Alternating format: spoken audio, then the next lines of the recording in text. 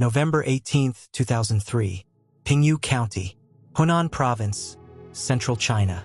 A 16-year-old boy suddenly bursts through the doors of a police station.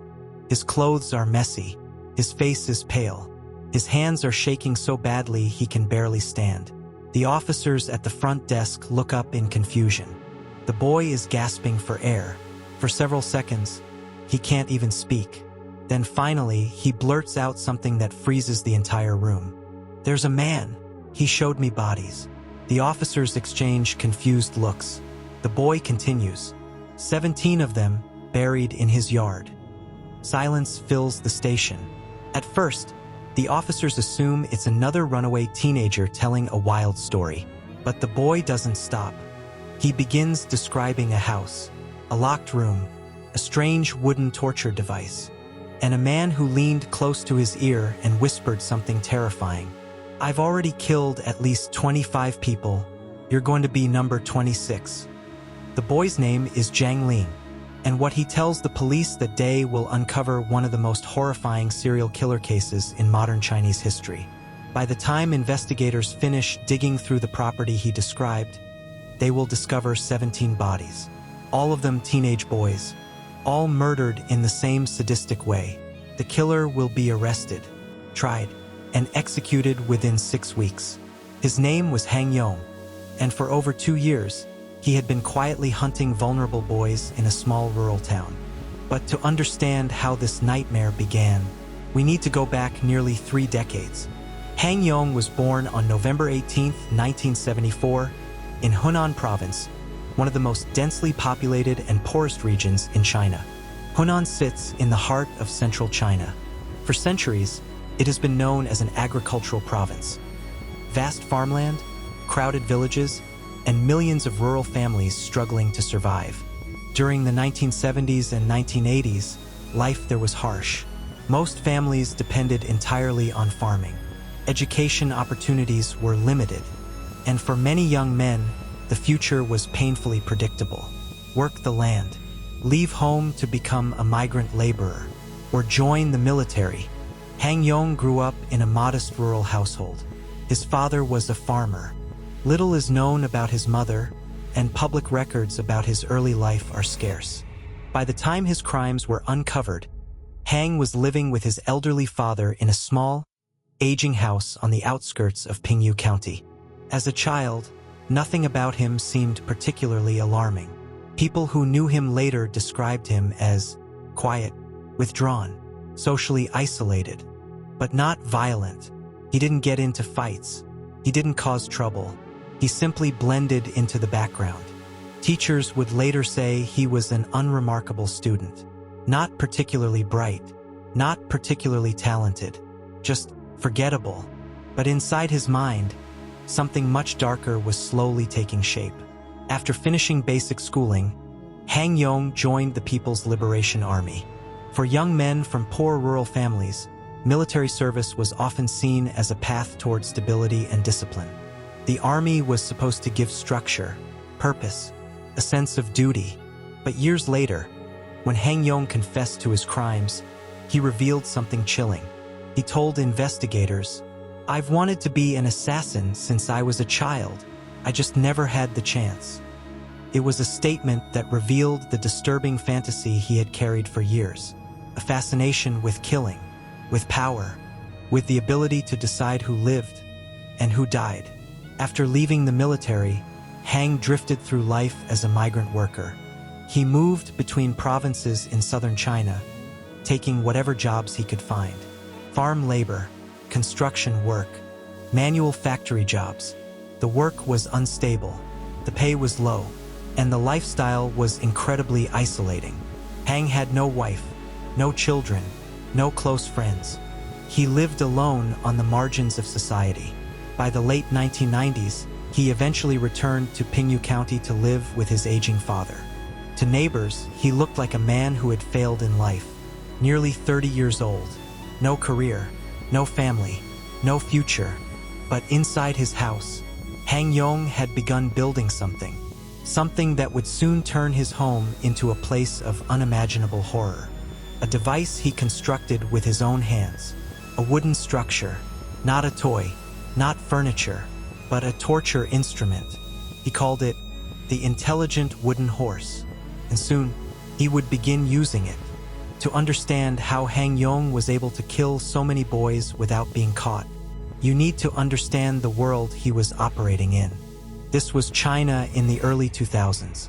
The country was changing rapidly. Major cities like Beijing, Shanghai, and Guangzhou were exploding with growth. Skyscrapers were rising. The internet was spreading. But in rural provinces like Hunan, life moved much slower. In small counties like Pingyu, poverty was still everywhere. Many families struggled just to afford food and school fees. Teenage boys often dropped out of school early to help support their families. They dreamed of leaving their villages and finding work in the big cities. But most of them had nothing. No money, no connections, no opportunities. And that desperation made them incredibly vulnerable. Huang Yong understood that perfectly. Around the early 2000s, something new started appearing even in small towns. Internet cafes, video game arcades. They quickly became gathering places for teenagers, especially boys who had little else to do.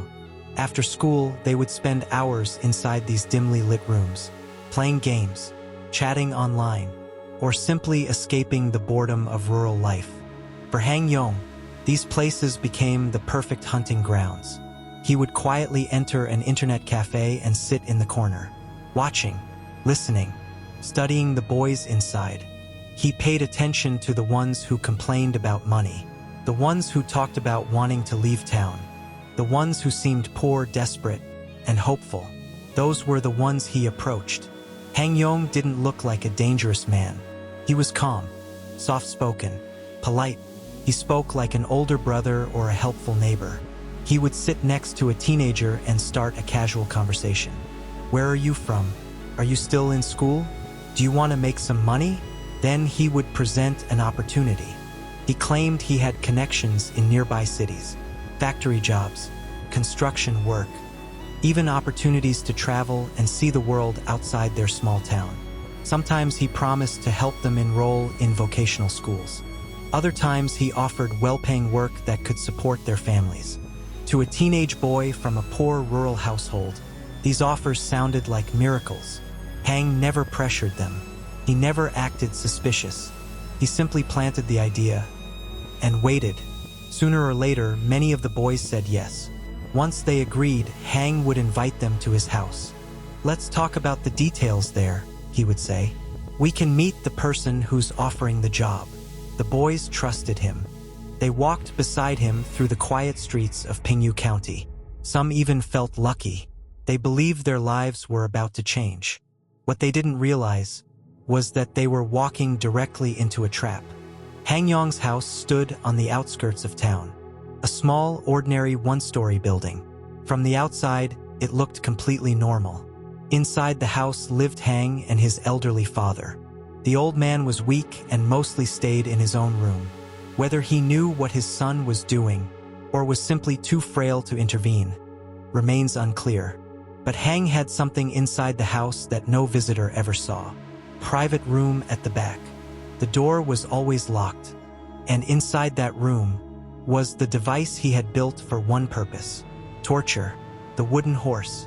The wooden horse is actually a torture device that dates back hundreds of years. In medieval times, victims were forced to sit on a sharp wooden beam. Weights were attached to their legs, slowly tearing the body apart. It was designed to cause extreme pain, sometimes death. Huang Yong built his own version, but his design was even more disturbing. It restrained the victim's entire body, arms tied, legs bound, and most importantly, it allowed him complete control over the victim's neck and breathing. It was adjustable, mechanical, and designed for one thing: slow, repeated strangulation. Huang proudly called it his intelligent wooden horse. The process was always the same. Once inside the house, Huang would offer the boy a drink: tea, soda, or water. The drink was laced with sleeping pills or sedatives. The victim had no reason to suspect anything. Within minutes, the drugs began to work. Their head felt heavy, vision blurred, muscles weakened. Some collapsed into unconsciousness. Others remained barely awake, but unable to move. Hang would then drag the boy to the locked room. He placed them on the wooden horse, tied their hands, bound their legs. Now they were completely helpless. And that's when the real nightmare began. Hang would take a rope, wrap it slowly around the victim's neck, and begin tightening it. But he didn't kill them immediately. That wasn't what he wanted. Instead, he strangled them slowly until they lost consciousness. Then he loosened the rope. He waited, watched, studied, and when they began breathing again, he tightened the rope once more, over and over and over again. For Huang Yong, it wasn't just murder. It was control, an experiment, a ritual, and this horrific process sometimes lasted for hours. Between September 2001 and November 2003, Huang Yong continued killing. Again and again, teenage boys vanished from internet cafes, arcades, and small streets around Pingyu County. Families reported them missing. Parents went to police stations, begging for help. But the response was always the same. Your son probably left town to find work. At the time, it was a common assumption. Millions of young people from rural China were migrating to cities every year. Factories in places like Shenzhen, Guangzhou, and Shanghai were desperate for cheap labor. Teenagers often left home without warning. So when boys disappeared from Pingyu, police assumed they had simply gone to the cities. No large investigation was launched. No connection between the disappearances was made. And while authorities dismissed the cases, Huang Yong kept killing. By early 2003, more than a dozen bodies were already buried behind his house. His confidence was growing. He became bolder, more frequent in his hunts, and no one suspected a thing. Then came November 2003. A 16-year-old boy named Zhang Liang was spending time at an internet cafe in Pingyu County. Like many teenagers his age, he dreamed of earning money and helping his family. One day, a man approached him outside the cafe. The man spoke calmly, politely. His name was Huang Yong. Hang told the boy he knew about a good job opportunity, something that could help him earn real money. Zhang listened carefully. The offer sounded promising. Hang invited him to come to his house to discuss the details. Zhang agreed. They walked through the streets together. Zhang had no reason to feel afraid. To him, Hang seemed kind, helpful, trustworthy.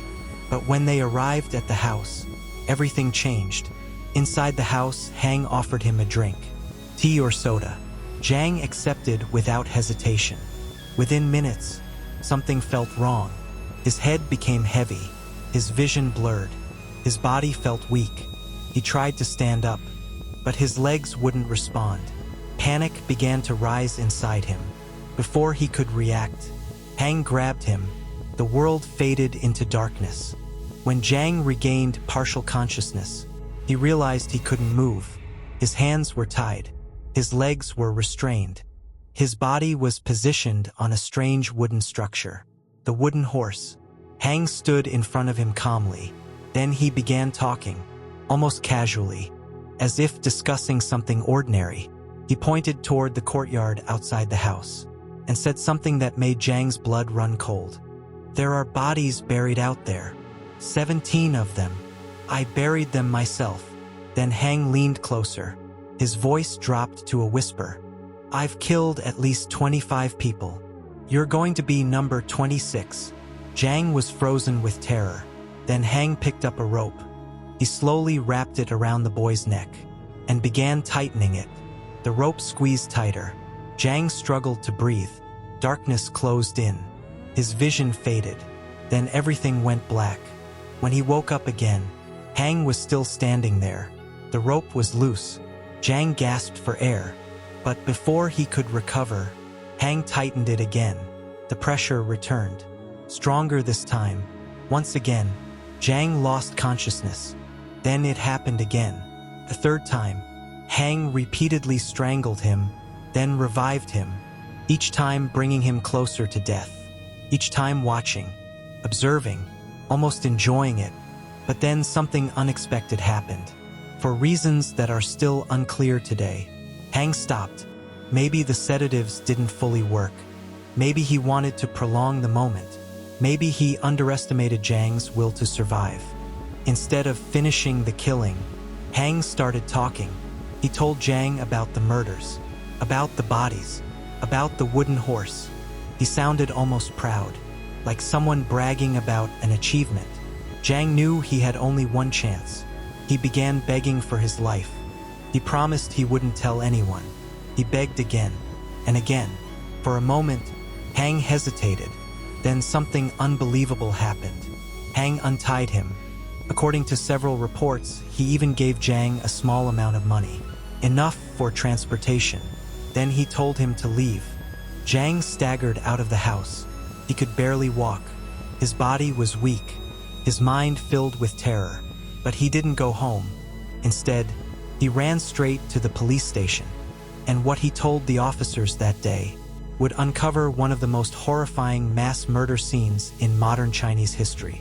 When Zhang Liang arrived at the police station on November 18, 2003, the officers were skeptical. A teenage boy claiming he had been tortured. A story about a strange wooden device. And a yard filled with buried bodies. At first, it sounded impossible. But Zhang refused to change his story. He described everything in detail. The location of the house, the locked room, the wooden horse, the rope, and the chilling words the man had whispered to him. "I've killed at least 25 people." The boy's fear was real. His voice trembled. His body still weak from the drugs and the strangulation. Eventually, the officers decided they had to check the house, just in case. Later that same day, police vehicles quietly moved toward the outskirts of Pingyu County. The small house Zhang described stood exactly where he said it would. Old, simple, unremarkable. Nothing about it looked suspicious. Officers surrounded the property. Then they knocked on the door. Moments later, the door opened. Standing there was Huang Yong, calm, expressionless. He didn't try to run. He didn't resist. When officers confronted him with Zhang's accusations, Hang barely reacted. Instead, he said something chillingly simple. "The bodies are in the yard, and some are in the basement." Within hours, investigators began digging. At first, they weren't sure what they would find. But soon, their shovels struck something beneath the soil, a human bone. The digging intensified, and then the horrifying truth began to emerge. One body, then another, and another. One by one, the remains of teenage boys were pulled from the ground. Some had been buried for nearly 2 years. Others were more recent. In total, 17 bodies were recovered from the property. All male, all teenagers, most between 16 and 19 years old.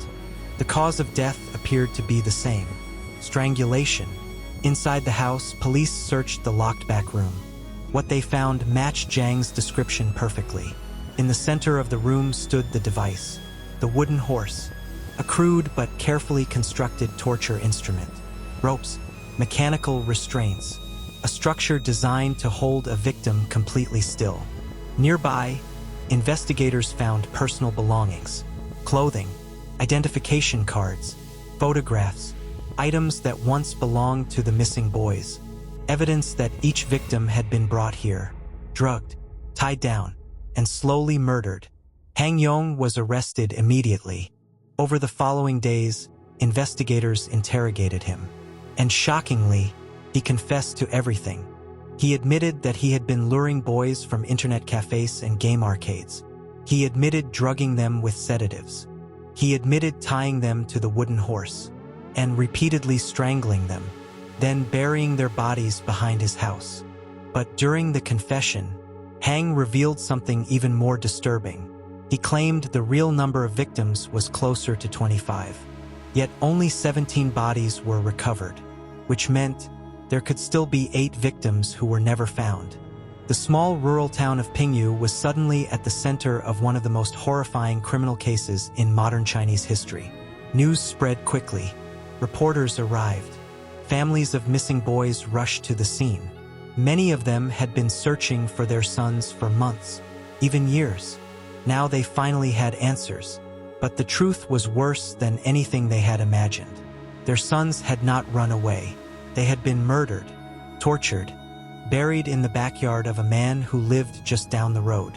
And for over 2 years, no one had stopped him. After his arrest, Huang Yong was taken into custody and interrogated by investigators. What shocked the police the most was how easily he confessed.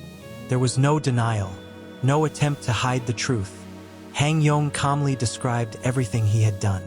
He explained how he chose his victims, how he approached them in internet cafes and game arcades, how he gained their trust with promises of jobs and opportunities.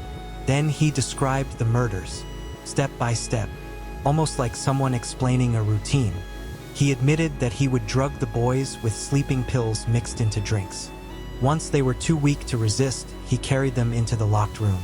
He tied them to the wooden horse, and then he strangled them, slowly, repeatedly, sometimes bringing them back from unconsciousness just to continue the process.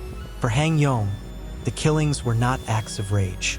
They were deliberate, planned, and disturbingly controlled. When investigators asked him the most important question, "Why did you do it?" his answer sent chills through the room. Huang said, "I've always wanted to be an assassin since I was a child, but I never had the chance." To him, killing people was not a crime. It was something he had dreamed about, something he believed made him powerful, special. He also revealed another disturbing detail. Huang said he specifically chose teenage boys as his victims, not girls, not women, and not elderly men. His reasoning was twisted. He claimed that killing women or girls would make him feel less heroic. And older men, he believed, were too cautious and harder to control. So he targeted boys who were young, poor, and trusting. Victims he believed society would not notice. Throughout the interrogation, investigators noticed something chilling. Huang Yong showed no remorse, no guilt, no sadness. He spoke about the victims as if they were objects, experiments, numbers. The torture device he built, the wooden horse, was something he seemed almost proud of. He had designed it himself, built it himself, perfected it over time. Every murder followed the same pattern, which made investigators realize something terrifying. This wasn't impulsive violence. It was organized serial killing. The Chinese legal system moved quickly. On December 8, 2003, less than a month after his arrest, Huang Yong was brought to trial in Hunan province. The evidence against him was overwhelming. 17 bodies recovered from his property, physical evidence inside the house, the torture device, personal belongings from the victims, and the testimony of the only survivor, Zhang Liang. But the most damaging evidence of all was Huang Yong's own confession. There was no serious defense, no insanity claim, no plea for mercy. The court quickly found him guilty of 17 counts of intentional homicide. The sentence was immediate: death. In many countries, a death sentence can take years, sometimes decades, to be carried out because of appeals and legal procedures. But this case moved much faster. On December 26, 2003, just 18 days after the trial, Huang Yong was executed by firing squad. He was only 29 years old. But even after his execution, one haunting question remained. If Huang Yong's confession was true, if he really had killed 25 victims, then where were the other bodies? And how many families were still waiting for answers? After the execution of Huang Yong, investigators continued searching his property and the surrounding area, but the official number of confirmed victims remained the same: 17 bodies, 17 teenage boys, all between the ages of 16 and 19, all from poor rural families, and all lured by the same simple promise: a better future. But according to Huang Yong's own confession, the real number may have been closer to 25. If that statement was true, it means that 8 victims were never found. 8 boys who simply vanished. 8 families who may never know what really happened. The case shocked the entire country. Major national media outlets reported on it extensively. Newspapers published detailed reports about the investigation and trial. Television stations covered the horrifying discovery of the mass grave. International media also picked up the story, highlighting it as one of the most disturbing serial killer cases in modern Chinese history. But for the families of the victims, none of that attention brought comfort. Most of them were poor farmers. Their sons had disappeared months, sometimes years earlier. They had gone to the police asking for help, begging for someone to investigate, but they were told the same thing again and again.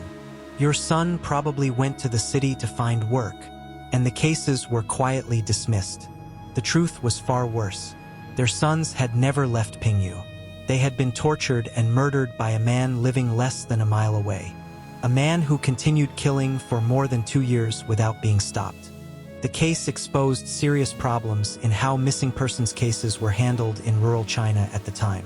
Poor families were often not taken seriously. Missing teenagers were assumed to be migrant workers. Police stations in rural areas lacked resources, staff, and training to investigate complex cases. As a result, the disappearances were never connected. No one realized there was a serial killer operating in the town. And that's what allowed Huang Yong to continue killing. Not because he was a criminal mastermind, not because he had a sophisticated plan, but because his victims were people society rarely paid attention to. Poor boys from forgotten villages. There is only one reason the killing finally stopped. One boy survived, Zhang Liang, the teenager who escaped the wooden horse, the boy who ran to the police station, the boy who refused to stay silent. Without him, investigators may never have discovered the truth. Huang Yong might have continued killing for years, maybe decades. Today, Huang Yong is gone, executed in 2003. The house where the murders happened has been demolished. The yard where 17 boys were buried is now empty or built over. There is no memorial, no public monument, and most of the victims' names have faded from public memory. But their story remains a chilling reminder. Evil doesn't always look like a monster. Sometimes it looks like a quiet man in a small town. Someone who smiles, offers you help, promises you a job, and leads you to a place you will never leave. If this story disturbed you, that's because cases like this may still exist. Hidden, ignored, waiting for someone brave enough to speak up, just like Zhang Liang did. Subscribe to the channel if you want to uncover more dark true crime stories the world almost forgot. And tell me in the comments, had you ever heard of Huang Yong before today? Thanks for watching. Don't forget to like, share, and subscribe for more videos.